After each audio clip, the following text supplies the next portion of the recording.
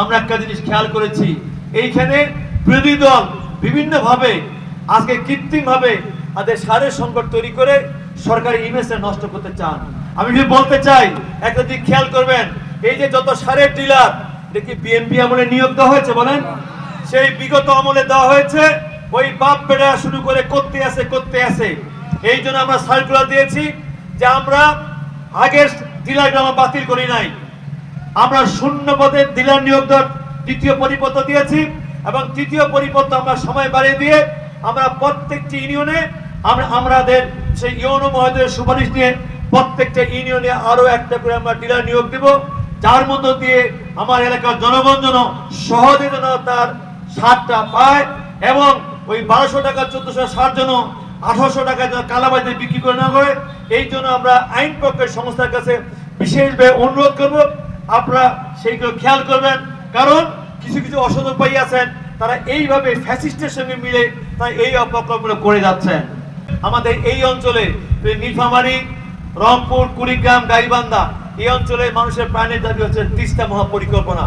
ইতিমধ্যে তিস্তা মহাপরিকল্পনা নিয়ে আমরা দফায় দফা কাজ করছি। আশা করছি ইনশাল্লাহ 2027 সালে আমরা তিস্তা মহাপরিকল্পনা কাজ শুরু করবই। কাজ আমাদের কমিটমেন্ট, যার মধ্য দিয়ে এই 5টি জেলা সময় উত্তরাঞ্চলে আমাদের কয়েক লক্ষ মানুষের ইনশাল্লাহ তাদের দীর্ঘদিনের যে দুর্দশা, সেই দুর্দশা লাঘব করে আমরা এই এলাকার মানুষের জন্য স্বাচ্ছন্দ্যে উনি সেচ ব্যবস্থা করতে পারেন, মাছ চাষ করতে পারেন, হাঁস চাষ করতে পারেন। এইভাবে আমরা এই এলাকাগুলোকে মানুষকে স্বাবলম্বী করে তুলবো। আমি আমার বক্তব্য দীর্ঘায়িত করবো না, সবচেয়ে বলবো, আসুন আমাদের মাননীয় প্রধানমন্ত্রী নির্বাচন ইশতেহারে বলেছেন আমরা সরকার গঠন করলে আমরা 5 বছরে 25 কোটি বৃক্ষরোপণ করব। আপনারা তো অবাক হয়ে যাবেন, আমি যেহেতু পানি সম্পদ মন্ত্রণালয়ে আমাদের এই অঞ্চলে কিন্তু প্রতিনিয়ত পানির স্তর নেমে যাচ্ছে। আগে একটা সময় ছিল 20 থেকে 25 ফিট খুঁড়লে কিন্তু আমরা টিউবওয়েলে পানি পেতাম, এখন পাই, এখন 200 ফিট খুঁড়ে পানি পাওয়া যায় না। অবাক হয়ে যাবেন, বরন্ত এলাকায় রাজশাহী, নওগাঁ, চাঁপাইনবাবগঞ্জ সেখানে 600 থেকে 700 ফিট খুঁড়েও সেখানে পানি পাওয়া যায় না। কেন? আজকে বাংলাদেশের সঙ্গে ভারতের 54টি নদী আছে।